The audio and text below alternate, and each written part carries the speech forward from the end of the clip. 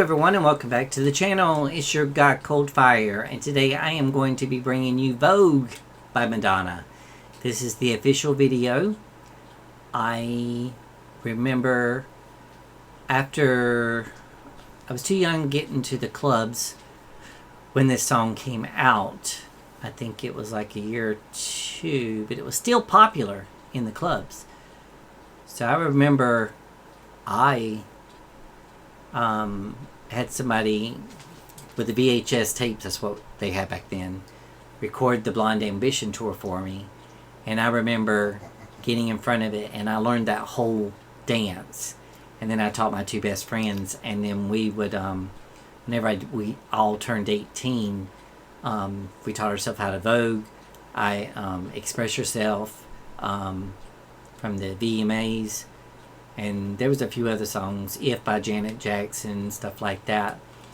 And when we turned 18, we went out there and we used to get on the floor and we used to do our routines because nobody would dance unless somebody else got out there and danced. So we were always the first on the floor.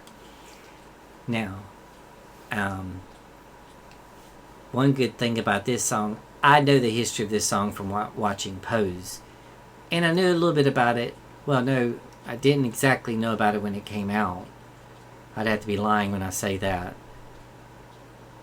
It was years later before I actually realized that it came from the underground gay and trans, black and brown community that weren't allowed to dance in the mainstream clubs. They went underground and they did ballroom, and they had different houses that they were assigned to, and there'd be a mother of each house, and they would take in these kids to keep them off the street and out of danger and drugs and prostitution and all this other stuff. And I remember reading about it. Madonna was doing this song, but the only way that it would get approval for airplay was, they said that there's a part in here where she says all the Hollywood names or celebrity names. She had to only do white cultural icons, because what she was already doing at the time was not accepted, believe it or not. I know a lot of people in 2025, if you're young and you're watching this was very taboo when this song came out. This was not your norm to sing about something like this. But then again, a lot of people, unless they were voguing, they knew about it. And if you watch Pose, I think it only lasted 2 seasons, which was heartbreaking because I really loved that show and I wanted it to go on longer. But it broke my heart whenever they canceled it. And they always cancel the good stuff, but they keep The Bachelor and Bachelorette on for 25, 30 years. But anyways, I digress. But yes, this was a cultural, mostly trans and gay, black and brown community that were, they were not only unaccepted because they were black and brown, but they were unaccepted because they were gay and black and brown, or trans and black and brown. You know the story. Now it seems like we're going back in history again. But let's get into Vogue and go from there. I know that Beyonce redone it because Madonna and Beyonce are friends, and Beyonce did black icons. Okay. Yeah.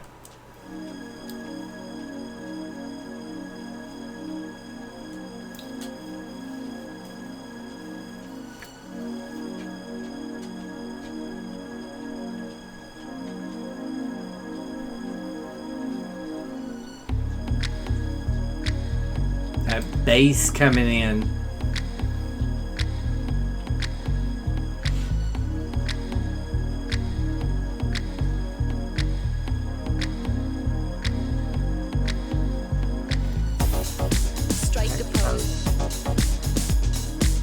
Remember that.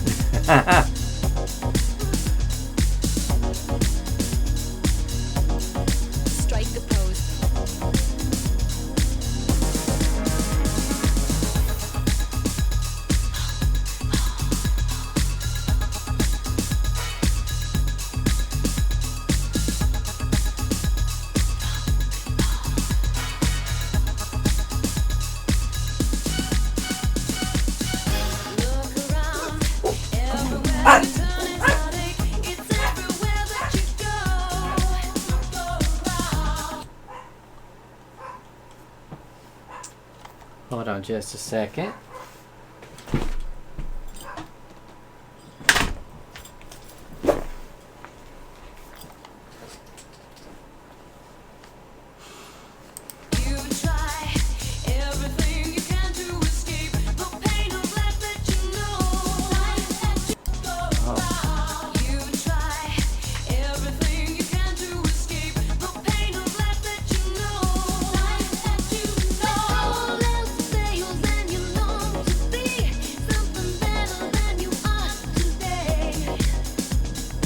Marilyn Monroe look.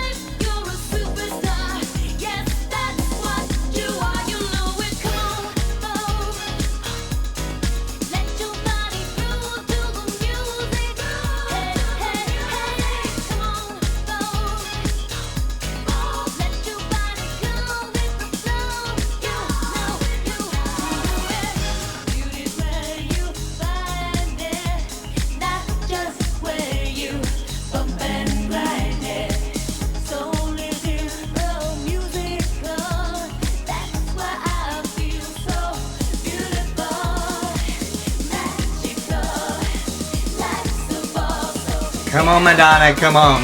Go, girl, go.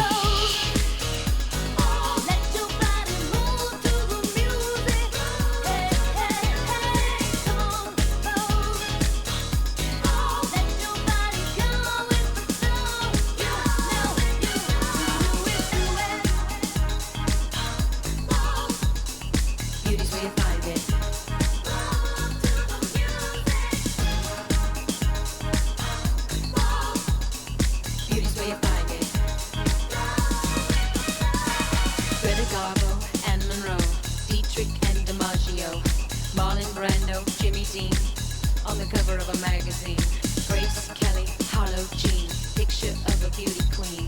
Jean Kelly, Fred Astaire, Ginger Rogers, dance on air. They had style, they had grace. Rita Hayworth gave good face. Lauren, Catherine, Manitou, Betty Davis, we love you. Ladies with an attitude, fellas that were in the mood. Don't just stand there, let's get to it. Strike a pose, there's nothing to it.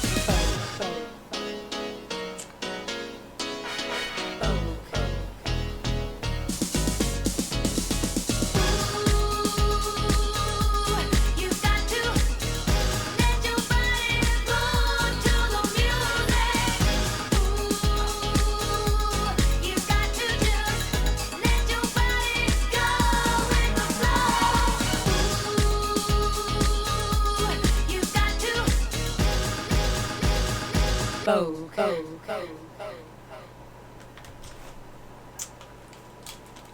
That's a club banger. That song and video are probably going to go down in history as the most iconic dance anthem ever. Now, I'm going to share with you a very story about this, and I don't tell a lot of people. I remember when I was 16, I believe, is when Madonna was going on the Blind Ambition tour. And this is how I know. Or was I 15? Hold on.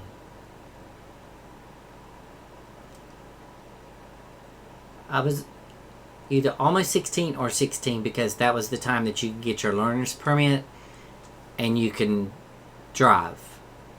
You're supposed to drive with adults. But I lived in a small town where me and my girlfriends used to go out, and on the weekends, what you do in a small town, you just ride this. It was like a 2-mile strip. You just rode from one parking lot, turned around. It was called cruising back then. And I did it for a long time, like I'm saying, like a few months or something, before I realized that there was something different about me. And I remember at the time, and I did not know what was going on, but my oldest sister had married a guy, and he joined the Marines. And my sister was pregnant. And so he had a sports car, and he decided to sell it because they were getting married, and with a baby on the way, they wanted to get a more practical car. This guy was in the military, and he bought the car. I remember that he pulled up beside us at the red light, and me being innocent, not knowing what I was doing, I was just saying, because I knew the car. I said, "Hey, that's a nice car, dude. I like your car." I guess he thought that I was flirting with him. Like I say, at 16, I was not thinking in that manner. But my girlfriends, they all had a curfew of 10 o'clock. So I remember dropping them off. I was not given a curfew because my mother didn't believe in curfews, because she's like, if you're going to do something, you'll do it at 7 o'clock or 8 o'clock or 9 o'clock. So whatever you're going to do, you'll find a way to do it before your curfew. Make common sense. But I remember that night I was riding around, and some of the thoughts were coming to my head. Just, riding around listening to music. And I remember I stopped at the red light, and he was sitting in a parking lot with a bunch of other guys, and he jumped in the car with me. And so I thought, okay, just want to make friends or something. So I didn't know what was going on. And I knew he was an older guy, and at the time, me being 16, he was probably maybe 20, 21, 22, because I knew he was in the military, because when we were riding around, he was telling me that he was. And we got to talking and everything, and I thought I was making a friend, an actual genuine male friend. And then he invited me to his place, and stupid me, I went into his place, and he was renting a mobile home that was behind a bar. And I went in, and I remember sitting on the couch, and he was sitting across the room, and there was no lights on really that much. It was, but you could still see each other because of all the lights outside. But I remember that he was coming on to me, and I could feel it. I was starting to recognize it really quickly, and I got really, really nervous, and I didn't know what to do. I thought something was going to happen to me. I did not understand those feelings and stuff like that. So I just made up an excuse. I'm like, hey, it's after 12 o'clock. My mother is going to be searching this whole town looking for me. So I kind of quickly headed to the door, and he followed me. I thought he was going to block me off, but I finally got out of there. And I got home. And the first thing that I did when I got home is everything started coming full circle. And I said, you know what? I'm never going to have a normal life, because had I been a girl at the time, it still would have been wrong. But what I was starting to feel for him, I just felt wasn't normal because there was nothing in my town, small town, that reflected what I was feeling. So, suffice it to say, I took something from my mother's medicine cabinet and went in and locked myself in my room. And my oldest brother, he listened to MTV. He kept it on, but he was still out with friends. But I went and poured him out on the bed and was getting ready to just end it because I knew I couldn't be normal as a guy having feelings for a guy. And just as I was getting ready to do this unfortunate event, I heard this woman on the TV, and she said something in the regards, see, I have short-term memory, but I can remember a long time ago. She's like, I like you guys to welcome my gay dancers. They're going to be going on my New World Tour, and it's the Blonde Ambition World Tour. And I am going to bring acceptance to the gay community and all those who are unaccepted in today's life. And I remember looking over and I'm like, who is this woman? What is she talking about? And I looked at the screen and saw these flamboyant guys on there, and she was talking about things like gay and stuff like that. And it's like, hold on a second. So there's this people called gay people, and they're guys, and they can be with other guys, and you're gonna fight for the rights and stuff like that. And I'm like, so it deeply affected me so much that I put the things down and put them back in the bottle and went back in. That's when I went in and woke my mother and father up, and I told them what I had almost done and that I was having these feelings. And my mother and father, told me to sit on the bed, and they explained it to me that they knew since I was 5 years old, but they had been seeing a psychiatrist ever since they knew. And the psychiatrist told them, do not pressure him to come out, wait for him to come out, but watch for signs. And so, yeah, it was Madonna that saved my life. And at 16. So, yeah, so when I turned 18 and went out to the club, I started doing the Vogue thing. That's what turned me on to Madonna. But, yeah, it was a profound effect on me. But I remember my mother getting me out of the small town and making me move to Sacramento, California with my aunt and uncle because it was more accepting out there. And I remember my second day there,